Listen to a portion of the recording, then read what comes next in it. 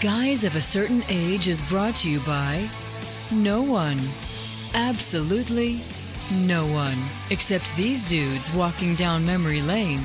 Now let's head to the studio to see what they misremember next.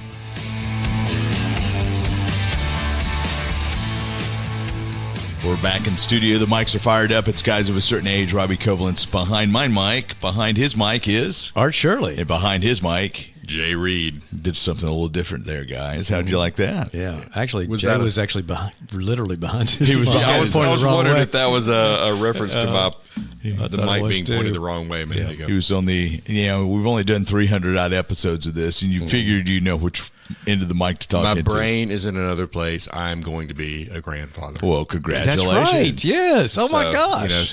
Just you have to forgive me. I'm a little bit distracted. Oh, yeah, that's just the that latest elevates excuse. you to instantly the oldest guy now. It really does. Wow, it does. The first grandfather guy. Godfather. What? Huh? Yeah.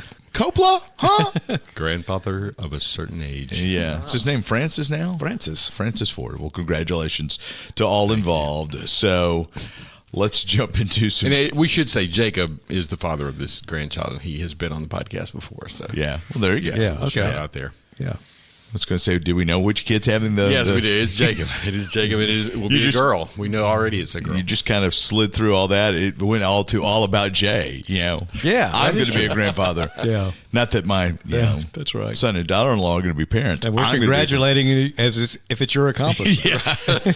I mean, is Melissa Couldn't have happened without me. Is Melissa going to be a grandmother as well? She is. Okay. Yes. Okay. Just want to make sure. Currently in debate about what her grandmother name. Well, that's what I was going to ask. Do you have grandfather, Oh, my grandfather goodness. names? mine has been decided. I'm going to be Baba. Baba? Baba. Oh, it's really? kind of an Arabic thing. Okay. So Melissa's still undecided. Mimi? She likes Marmy, but Marmy. if I tell you That's the from other Little name, Women, right? Exactly. Yes. Yeah. But there's some concern that Marmy and Mommy might sound the same. Yeah. So we're kind of Okay. in negotiations there. And then her other name I can't say. She Good might grief. What is it? It's not You'll okay. have to Okay, tell why us not? later. Go ahead. She doesn't listen to this. When she was a little girl, like a baby, she would like roll around, and so they started calling her Tootsie Roll, and over time that became Tootie. Uh-huh. And so Tootie's like a good one. her family calls her Tootie. Yeah. And so I feel like I think that would also make a good name, but she really likes Marmy, so we'll see how it goes. Okay. We'll see how it goes. I still am lobbying for I may have just Obi-Wan, gotten in but- lots of trouble. We'll see. And on the second half of this show, we're going to decide which part Medicare D supplement to choose. Do I get asked that at work? I don't want to talk about that here.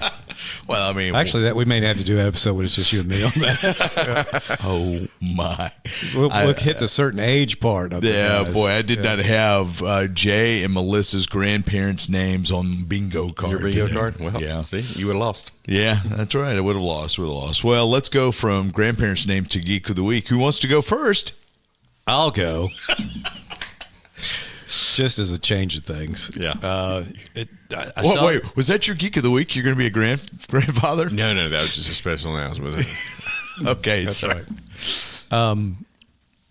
Daniel Craig, I heard he's in talks, and I've also heard that he's actually, signed up to do it. He's going to play Sergeant Rock in an upcoming DC movie that's happening, and it's a World War II hero. It was Bob Kanahy, I think that's, or Kaniger and Joe Kubert were kind of the two of the principals that did that.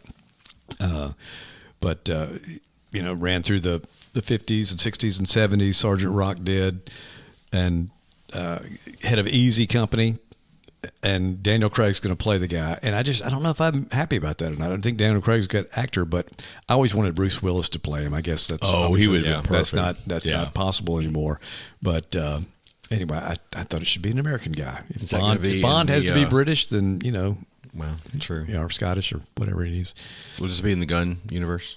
That's a good question because Gunn has made no announcements about it. Have you heard anything about this? No. So I don't know that it is. I mean, it's the Sergeant Rock, that whole war thing. They had crossovers. He appeared a couple of times in Brave and the Bold with Batman, and there's some other things. Probably during the Crisis stuff he appeared. But typically they're not part of the same, or traditionally they were not part of the same reality necessarily. I mean, Like our podcast and the rest of the world. That's right. So I don't know that it's a gun thing or not. Okay. But or a gun deal. Done deal or gun deal. But It's probably anyway. Under the Gun. Under the Gun. There That's you right. go. Guns Blazing with Sergeant Rock. That's right. Anyway, That's right. I'm looking forward to seeing the movie. I think it'll be good. Like I said, Daniel Craig's a good actor. I think he'll be fine. There's a picture of him in a soldier's uniform, some other movie. He looks pretty authentic. So He did. He played an American in that race car movie. That oh yeah, he was great in that. yeah. So Which Plays race Amer- car movie? the one I thought was new and was not when I did it as a Geek of the Week. Yeah, Years gosh, ago. what is the name of it? It was kind of like Ocean's 11 meets NASCAR. Yeah. Channing Tatum's in it. remember. Adam Driver. Gosh, dog, can't remember. it's just I just knew it flashed Lucky- up and I thought it was a Lucky new something. movie. Yeah. Anyway, I guess we could look it up. But anyway, Or something lucky. he also plays in the Knives Out series. He's playing an American. Oh, okay. Yeah. I didn't remember Southern that. guy. With a horrible accent. Yeah, I think intentionally horrible. In that. Intentionally horrible. Anyway, looking forward to that. All right, Jay, what's your Geek of the Week? I want to buy a Batmobile. Would you like to buy a Batmobile? This was my geek like 4 or 5 episodes ago. The tumblers? Yes. I must not have been. I must not have been here for that one. You were not. Well, I guess my grandfather knows he's my geek. Oh gosh, that's funny because Yeah, because I mentioned that And we we should save said- up for buying it for you for Christmas. yeah, there's two versions. There's a full size one, and there's a 1/6 scale Yeah. or whatever, 12 scale, whatever. Yeah. That you can drive. There's Well, the full size one you can drive. You Okay. can drive. You can And pre-order. That's and the one drive. you're going to get Okay, because good, we good. weren't sure which one you were going to get. This is kind of sounding familiar now. And then there was a 1/6 version, 1/10 version, whatever I hadn't size. even seen That was that like one. $6,000 or $7,000. Yeah. Oh, well, the one I was talking about was 2.99 million. Yeah, Okay. yeah, and we figured you had the pocket change for that. Of course, now with the grandchild coming, maybe. Could you get a car seat in it? That's the Well, I main could get thing. the small one for her and the big one for me. But the small one's not accurate. I mean, it's like a model. It's like non-drivable. oh, well, it's not like a little action No. Jeep thing like you get your No, kids. no. I wish to. It's Oh, like it well. fits either a GI Joe or some other type. Maybe the Like a 12-inch action figure. yeah.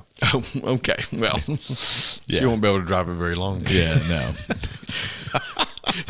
Oh, that's pretty funny. Well, we see who listens to this Well, show. let me ask. Oh, I do listen. Let me ask you actually. this. What did you Did you know find that out the if tumbler it was real? in one of the Batman movies? Yes, I know. Dark Knight. I know the movie. So I forgot which Well, I one. went to what supposedly was the website, and on my phone it wouldn't even take me there. When I went on my computer, it was like there was no graphics and could not make a secure connection. So I wondered if it was. I mean, there was enough chatter about it that I looked at that it seemed like it was real. Yeah. But when I went to the website to see it, it didn't. Yeah, Architectural Digest did an article on it. I'm seeing on the front end. It's not choice of magazines. Yeah, it really is. But yeah, 2.99 million. It's the tumbler. I Okay. mean, you have to order it, and Right, and it's built to your own specifications. that's right. That's It's almost like he listened to the show. I was listening to one this of is my the first time podcasts. anything's ever been repeated on this show. Yeah. Maybe yeah. not even true, but this episode we made. So no, you go to BruceWayneX.com. I did, yeah, and it was. It That didn't- seems unlikely. okay. There yeah, it is. I did not get that. Those graphics. How much money did you put down on it? Well, I did click the request order form, and then Oh my gosh, that's you're when in. That's You're when it went in. to. No, I cannot make a secure connection here. Well, that was well. somebody telling you don't need to buy it, is what it was. I don't The think I dialogue needed box. a bad Come on, website Jay. to tell me that. I'm looking to see. Oh, they've got bikes now. They've got Batman bikes for like $30,000. What? There was a whole lot of stuff on there. Yeah, $30,000? $30,000. Yeah. Yeah, you could get Wayne Enterprises. You could get Wayne Enterprises X Uncrate Knack dumbbells for $950. Wow. Yeah, that's what you should have got, Jay. They've added a lot more stuff to this since we since we were on it last time. And that's what you were getting to, right? You mentioned the tumbler, but you were going to get to the cufflinks. Yes. I knew you guys had talked about the tumbler earlier, Yeah, so I'm picking up on that story. yeah, Like you said, I've been medicated since then. yeah. The B95 looks pretty cool. I wonder how much it is.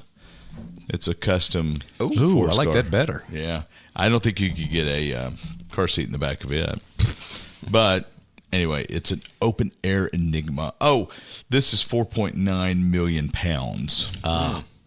What's the conversion rate? Yeah, it's going to be like $5.5 million. So anyway, yet again, Batman, an American icon, has been appropriated by the Europeans. Just shameful.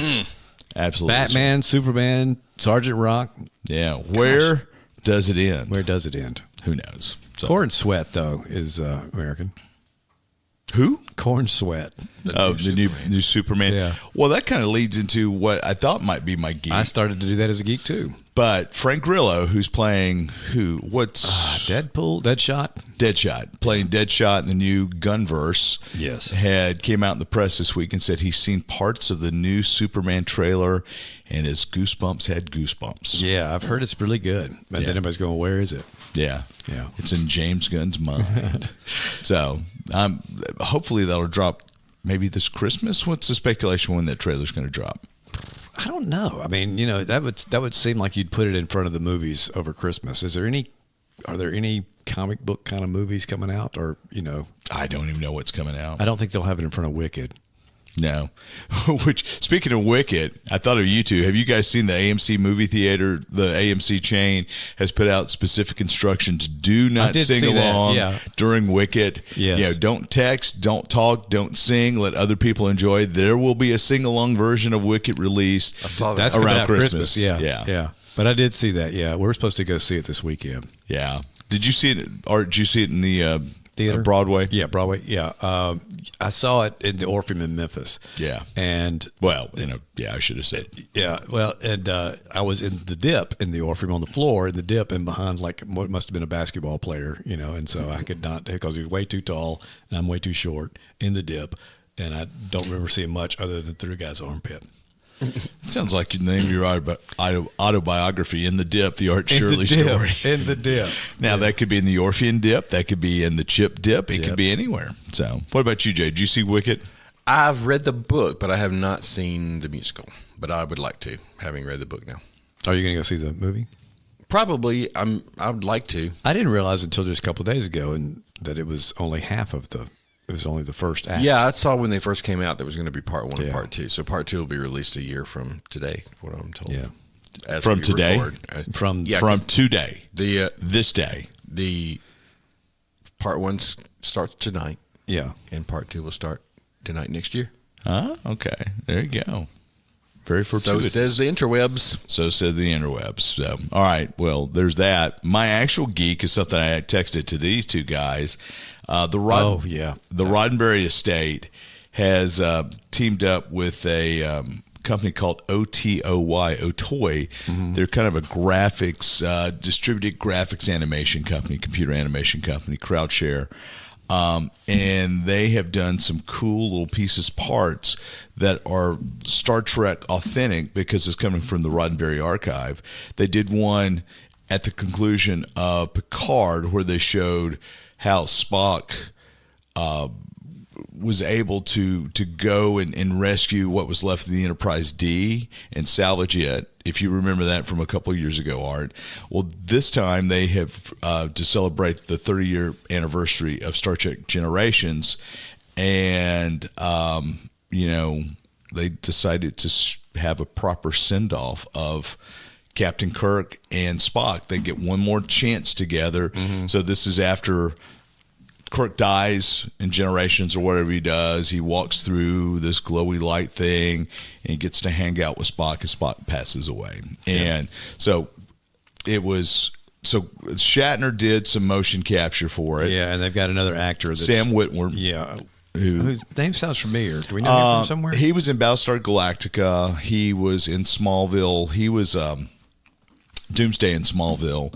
Okay. He was also when the Force Unleashed video game came out, he was the model for Vader's apprentice. Okay. So he's very geek adjacent. Uh-huh. So, and have you seen it? Did you watch it, Jay? Which one? The little Unification video thing. I watched a little bit of it, but I didn't finish it. What did you think about it, Art? I thought it was incredible. I mean, and I know it's not technically de-aging. I know they call it that, but now basically it was CGI replacement, wasn't it? I mean, I don't know if there's what the difference is. We've kind of talked about that before, but it's not like to me, it was just the mannerisms were so well done because you picked up Shatner's acting style as Kirk when he played him in Generations and kind of the movie acting style.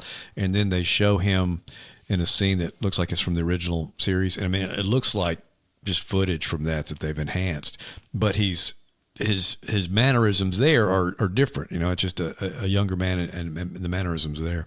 And then same with Leonard Nimoy. I mean, that looked like Leonard Nimoy sitting right there or laying right there. It's pretty incredible. Yeah. Pretty incredible. And, I know that I recognized Savick, Robin. I can't remember what her last name is now. I just saw it. I know it's not right. I keep wanting to say right. That's not it.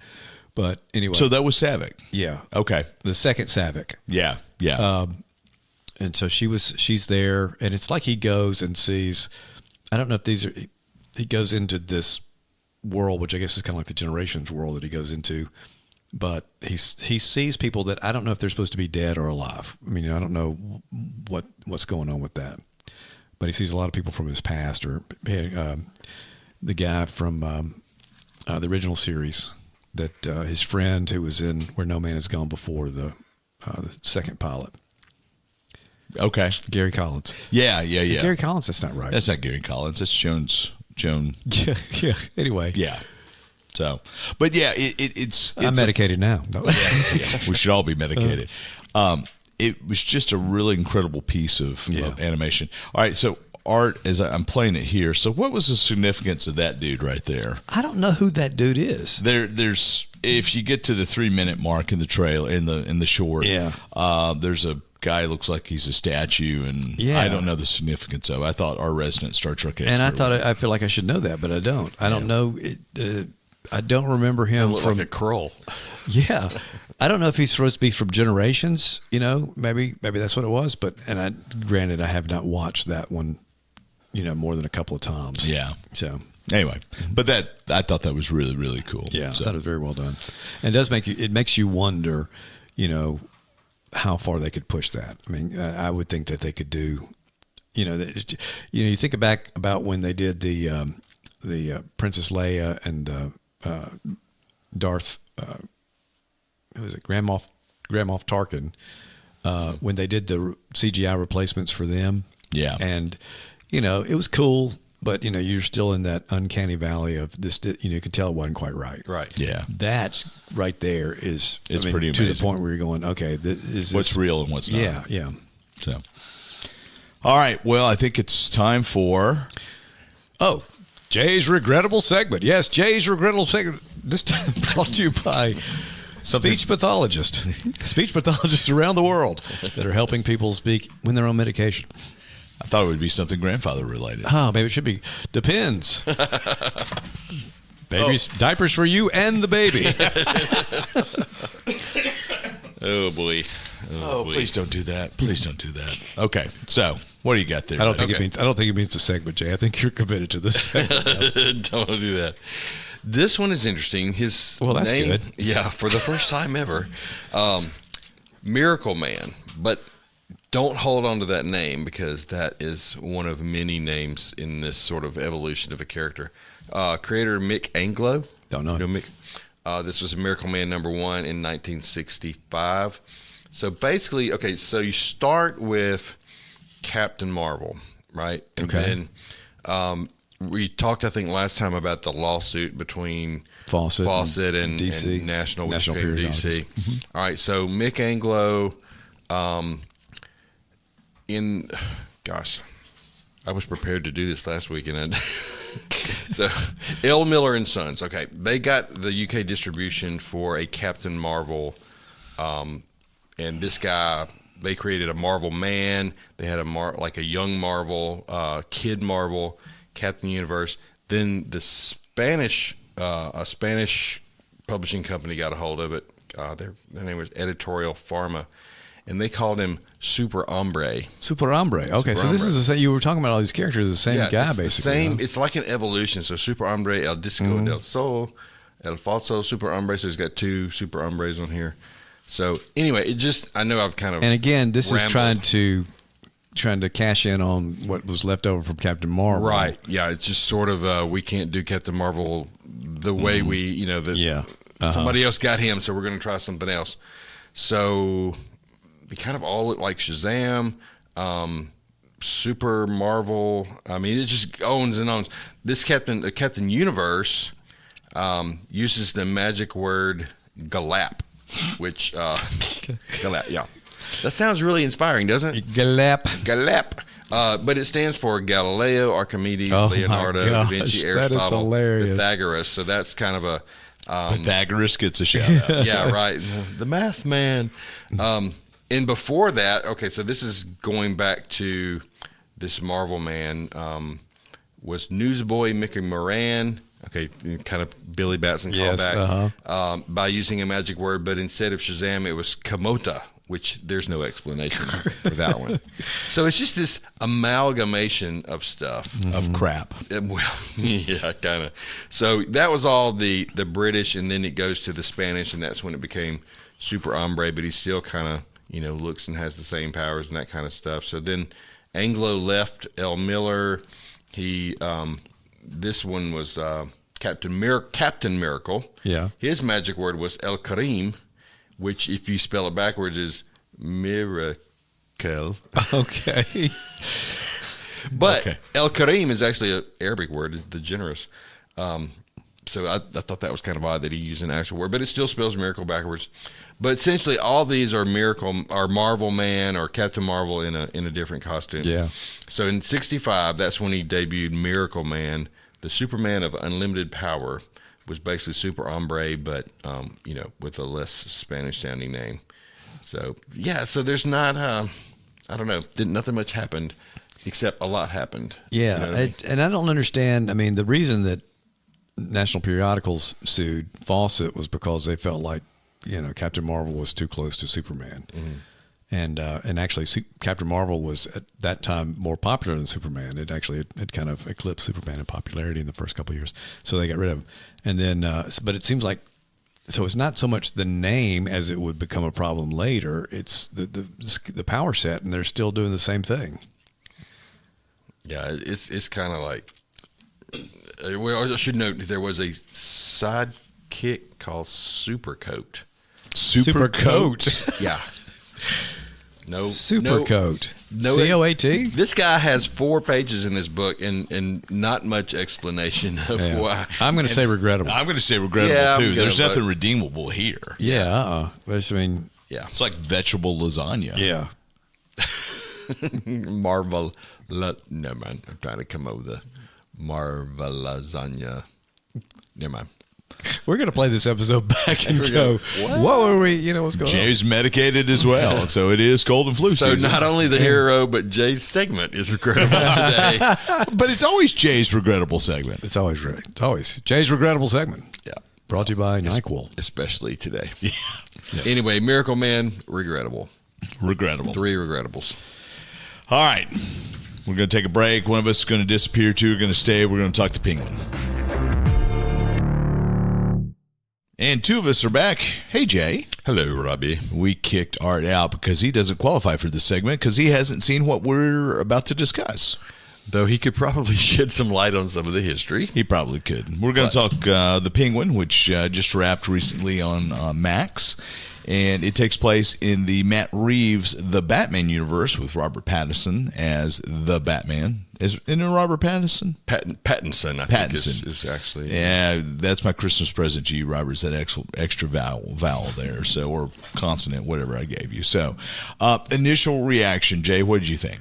Well, I was looking forward to it. Had pretty high expectations, and I would say that they were met. So we should, I guess, say, like always, there may be a spoiler or 2 in this episode. So if you haven't seen The Penguin, then don't listen to it till you have. But I think I was expecting Batman to pop up. Yeah.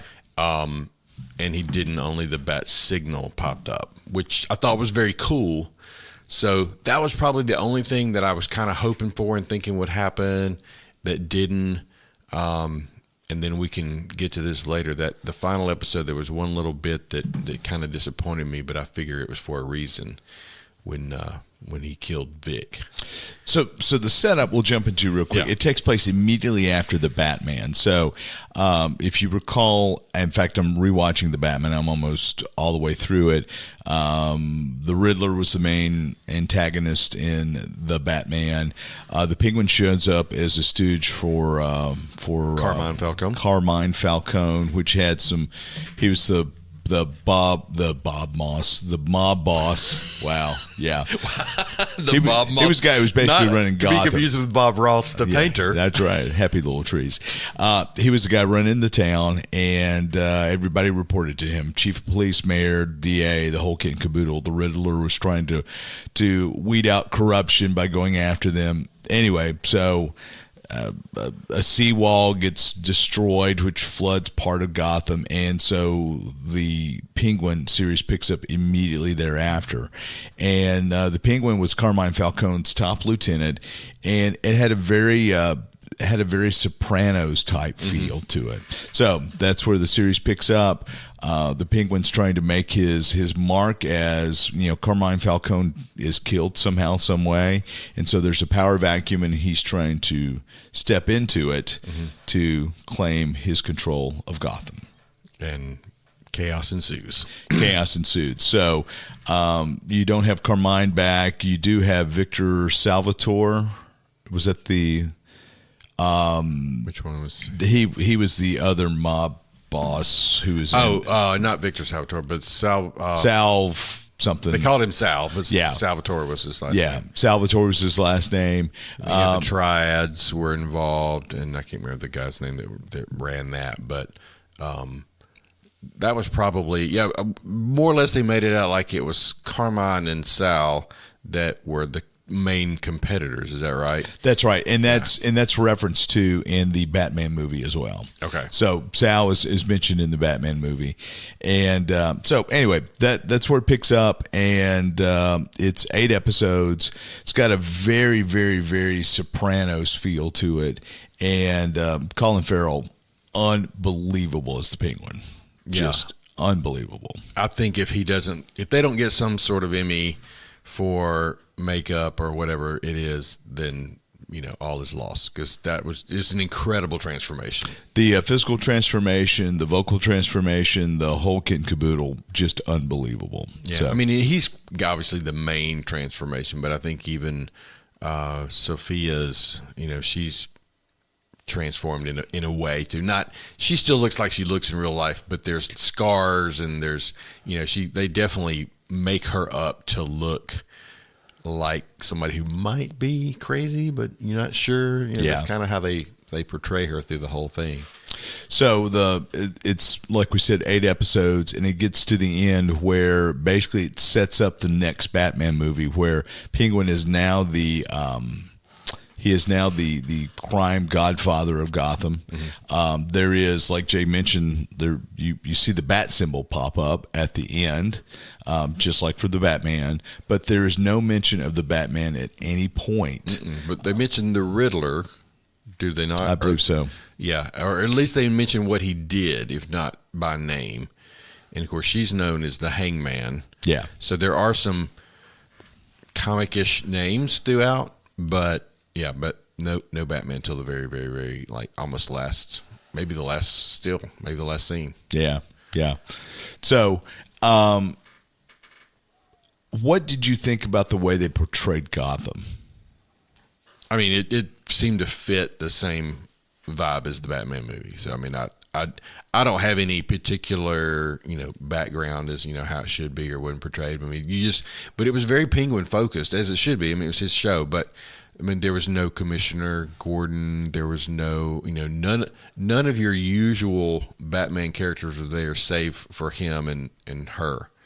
So I thought that was interesting that, you really could have watched that and it would have just been a good mob show. Yeah. Without any comic reference at all. So it was very grounded. It was very much a mob show, like you just said. You did not have to watch the Batman to watch this series at all. Oh, right, yeah. If you just wanted a really good mob movie set in the not movie, but series set in the DC universe, this would be it. Yeah, there's no powers. There's no real anything fantastical about it. It's just, except that the Penguin keeps winning somehow. Yeah, that's the only fantastical bit about it. But I don't know. It was just a well done show. Whether, like you said, whether you're a Batman fan or not, if you like the Soprano kind of stuff, then I think you would enjoy this. I've seen some people speculate it's the best piece to come out of the DCU. I mean, yeah. I mean, it is phenomenal, and it's adjacent to the James Gunn universe, but it's well shot, well directed, well written, the whole kit and caboodle. And I think everybody agrees. I mean, I had this pulled up a minute ago, and I cannot get back to it now. But the last episode, I'm gonna get the stat here.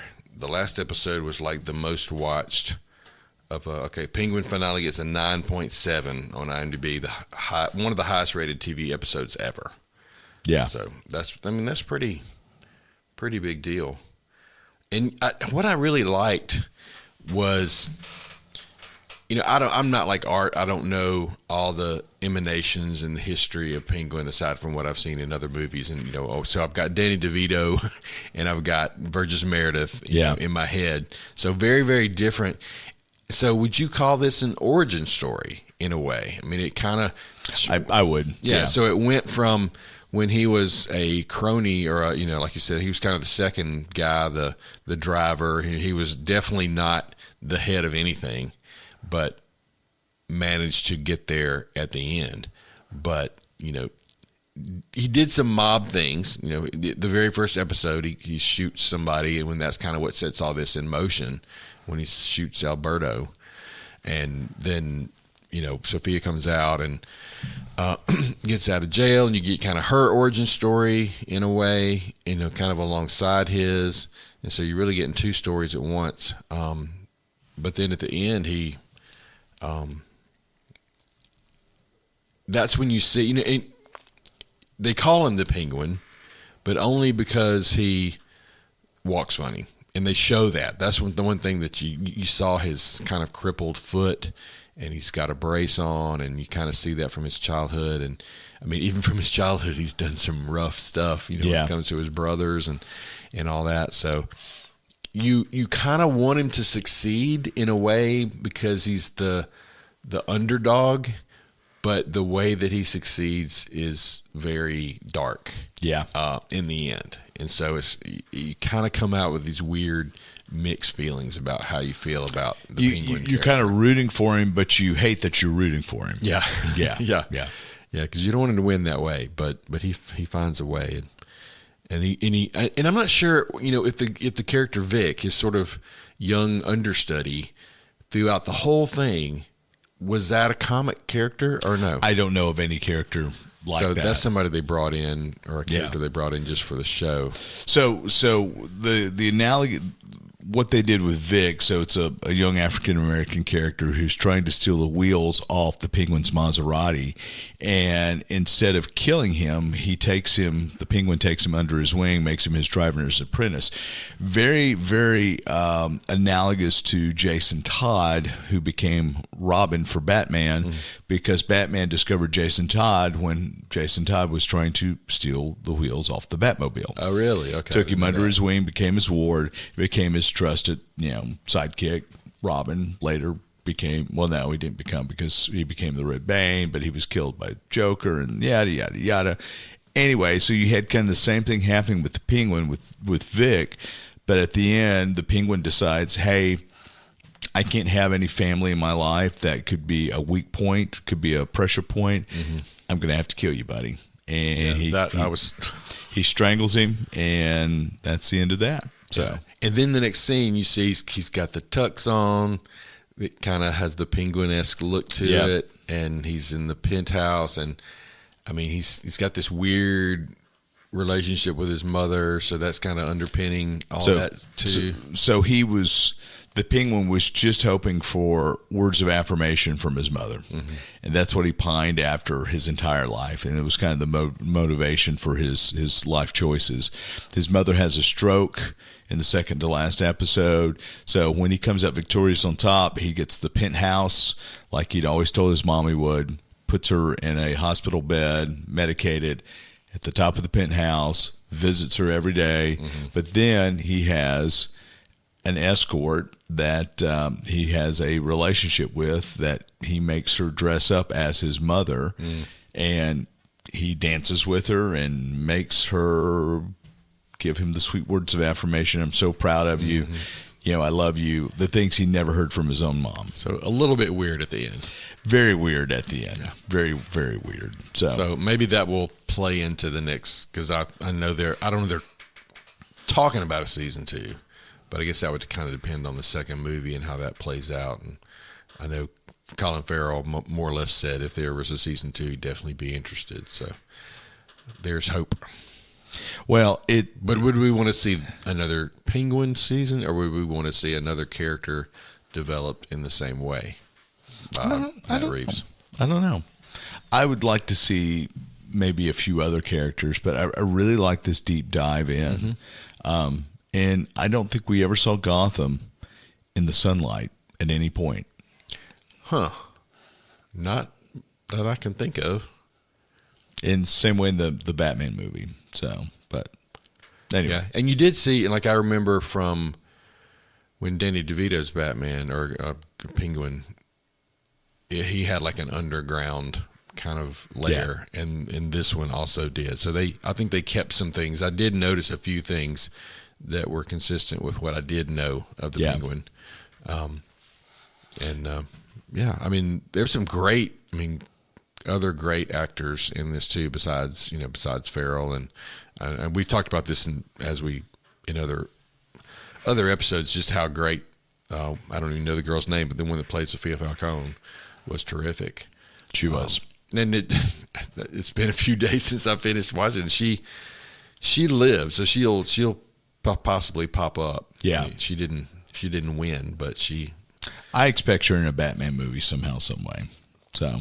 She's too good not to. Yeah, she was great. So, so you would recommend? Absolutely. Yeah. Now it's rough. It's rough, a little bit rough language. So not for you, Mrs. Reed. Yeah, definitely not Mrs. Reed. Yeah. So, but I would definitely recommend. Excellent. All right. Well, maybe Art can watch it soon and we can talk over lunch. There you go. It's kind of in his wheelhouse more so than mine. Yeah, I would like to know more about the little details that I may have missed, the Easter eggs and that kind of stuff that I wouldn't have seen. But or penguin eggs, as the case may be. Penguin eggs, yes. So, awesome. All right. Well, that does it for us this week. We'll see you next time around.